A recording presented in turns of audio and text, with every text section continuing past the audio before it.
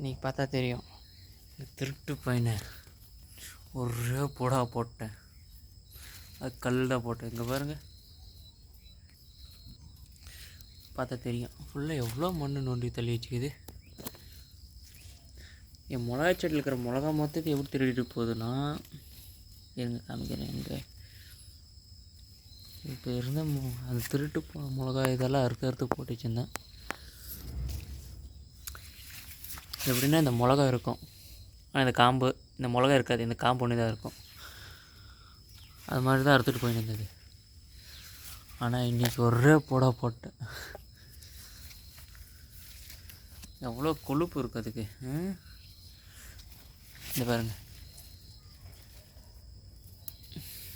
தெரியுதா? காம்பு தான் இருக்கும், ஆனால் மிளகா இருக்காது. இந்த இங்கே ஒன்று இருக்குது, இந்த